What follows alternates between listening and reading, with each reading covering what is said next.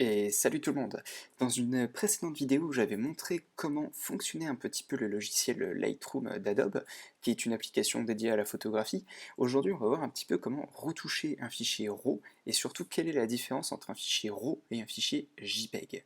Alors, tout d'abord, j'ai un petit dossier que je me suis fait sur mon bureau, qui s'appelle RAW versus JPEG, où j'ai pris quelques petites photos de mon appartement, pour illustrer cette vidéo. Alors, tout d'abord, qu'est-ce qu'un fichier RAW? Le RAW, c'est ça. Alors, en théorie, il est censé apparaître comme ça, c'est-à-dire une icône avec la vignette et la taille. Sauf que j'ai un boîtier qui est relativement récent, qui n'a que quelques mois, du coup les pilotes n'ont pas encore été envoyés à Apple pour qu'ils puissent l'intégrer à macOS X. C'est pour ça qu'il m'affiche un fichier de 0 par 0. En soi, un fichier RAW, c'est un fichier qui est beaucoup plus lourd qu'un JPEG. Regardez, on va prendre ces deux-là, parce que celui-ci, on le voit avec le nom 0963, c'est le RAW de ce fichier-là. Tac. Le fichier RAW va peser 50,2 mégaoctets, là où le fichier JPEG va peser 9,6 mégaoctets. Alors oui, c'est multiplié par 5 le poids. Pourquoi? Parce qu'un fichier RAW enregistre beaucoup plus de données et d'informations qu'un fichier JPEG. En gros, là, le fichier JPEG, on a tout qui est dans l'image. Voilà, on a les couleurs, l'exposition, la lumière, on a tout qui est enregistré sur le même fichier. Alors que sur un fichier RAW, on a tout qui est superposé en couches, un petit peu comme avec des calques. Alors, comment activer le RAW sur votre boîtier déjà? Alors, je vous montre au travers là, de la petite vidéo que j'ai mise sur une belle incrustation d'images. Alors, c'est à peu près pareil pour tous les boîtiers. Vous allez dans le menu de votre appareil. À partir de là, généralement, c'est dès le début, vous avez le format d'image. Moi, ce que je peux vous recommander, si vous n'avez jamais photographié en RAW, c'est de mettre RAW plus fine. C'est-à-dire qu'en fait, il va vous mettre un JPEG HD, donc la taille maximale de votre boîtier, avec le fichier RAW. C'est-à-dire qu'à chaque fois que votre appareil prendra une photo, il prendra deux photos, le fichier JPEG et le fichier RAW. Ça permet de voir un petit peu la différence dans un premier temps. Bien, donc maintenant commençons par ce qui est intéressant. On va ouvrir Lightroom. Tac, tac, tac. Donc moi je suis en version 6.4. Alors, on va importer ça, ajouter un dossier RAW versus JPEG. D'accord, oui, non, ça c'est pas important. La petite pop-up, on s'en fiche, hein, c'est juste parce que je me suis pas connecté à internet pour ça, donc il peut pas se connecter. Alors, très important, vous voyez que là, il m'affiche 4 fichiers. Pourquoi? Parce que j'ai de JPEG et de RAW. Mais pourquoi? Je vais vous montrer. Donc j'importe déjà les images en cliquant sur importer en bas à droite. En effet, si vous n'aviez pas l'habitude de photographier en RAW plus JPEG, c'est probable que vous n'ayez pas fait attention à une petite option qui est dans Lightroom. Cette option, on la voit dans Lightroom Préférences, et elle est ici. Dans le premier onglet, qui est l'onglet général, vous avez traité séparément les fichiers combinés RAW plus JPEG. Il faudra cocher cette case. Sinon, il ne vous affichera que les fichiers RAW dans le logiciel Lightroom. Donc du coup, si vous photographiez en RAW plus JPEG, que vous avez vos RAW et vos JPEG dans un dossier, vous importez le dossier, mais les JPEG, il ne les verra pas. Alors, je vais pouvoir masquer ça. Tac. Alors, celui-ci, on le voit au nom qui est en bas en blanc, c'est mon fichier JPEG. Là, c'est mon fichier RAW. Fichier JPEG, fichier RAW. Alors, on constate déjà qu'il y a quelques petites différences quand je les fais passer d'une image à l'autre. Hop, tac, entre ces deux-là. Vous voyez la différence? En fait, c'est très simple. Moi, je suis fougiste, je photographie avec du matériel Fujifilm depuis 2013, il me semble. Et en fait, je vous l'avais montré, je crois d'ailleurs, dans la précédente vidéo, les boîtiers Fuji, comme d'autres boîtiers, hein, mais Fuji, ils sont un petit peu au-dessus, je trouve. Ils ont des profils couleurs très spéciaux. C'est-à-dire qu'en fait, Fujifilm, avant de s'attaquer au numérique, fabriquait des pellicules. Ils ont numérisé, entre guillemets, les effets de leurs anciennes pellicules pour les adapter à leur capteur maison dans leur boîtier. Donc, ce qui fait que moi, quand je prends mes photos, je les photographie ce qu'on appelle en classique chrome. On le voit parce que les couleurs sont très légèrement désaturées et on a un petit peu plus d'ombre. Donc, je vais me mettre sur mon fichier RAW, je vais aller dans étalonnage de l'appareil photo à droite et je vais déjà appliquer la même chose, c'est-à-dire le classique chrome. Si je veux bien, voilà. Et là, déjà, on voit que quand je fais passer les deux fichiers, j'ai beaucoup moins de différence au niveau des couleurs et des nuances. Alors, je vais faire pareil pour l'autre, hein, tant qu'à faire. Donc ça, c'est quoi? C'est la version JPEG, c'est la première, donc la RAW, c'est celle-ci. Alors, allez mon petit coco. Ouais, j'ai pas pris une machine avec une très très grosse config en machine portable. Du coup, Lightroom plus la vidéo, de temps en temps, elle a du mal. Alors, je vais augmenter la taille de ma timeline. Pourquoi? Parce que je vous montrer une autre petite chose que je ne vous avais pas montré dans la précédente vidéo et qui va aussi nous servir. Tac, je fais un clic droit dessus et je vais mettre une couleur. Je vais la mettre en rouge, tiens.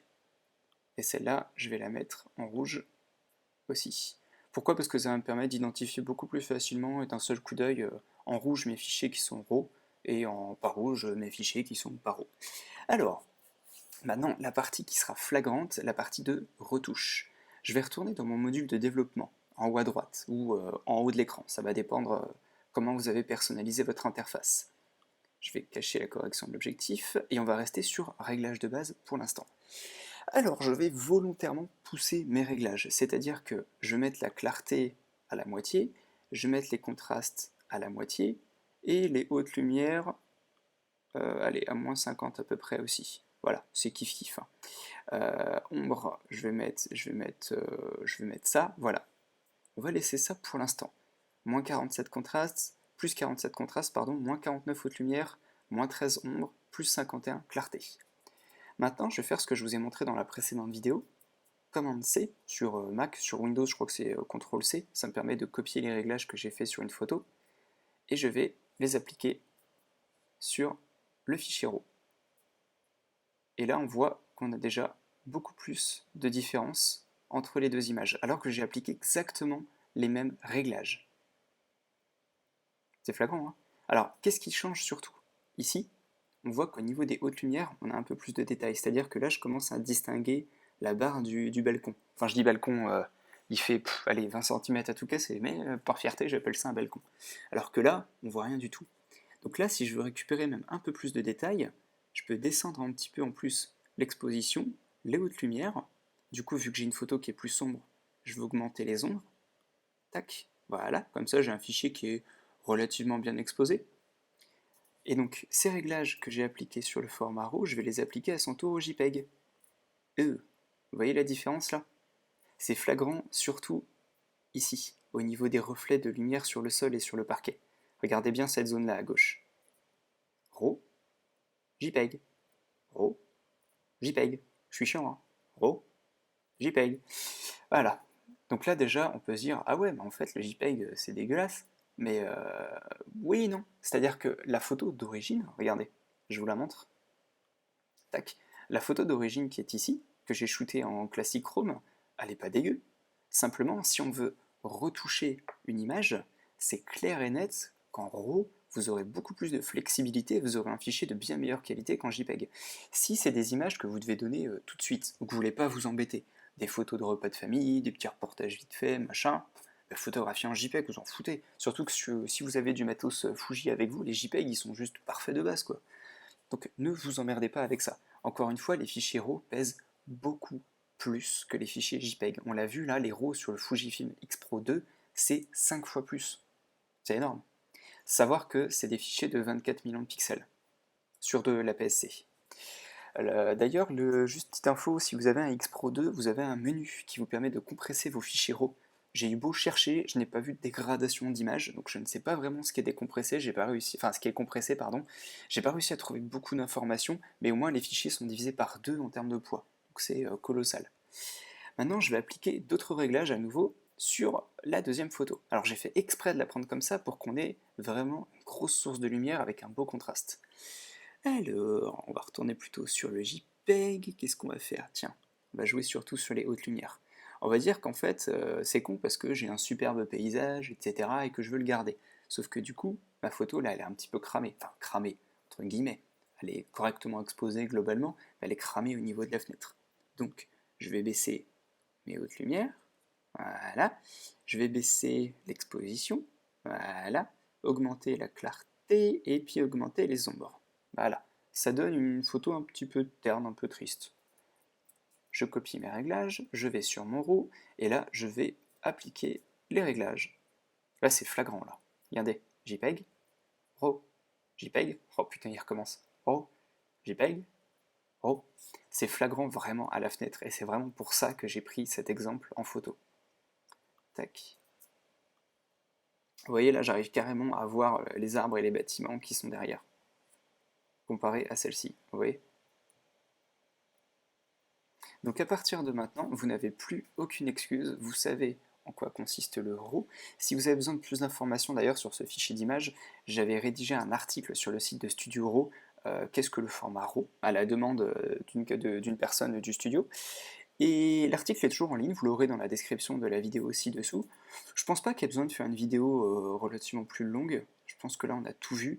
Donc si on résume, le JPEG c'est très bien pour un fichier brut, mais il ne faut pas avoir envie de le modifier derrière.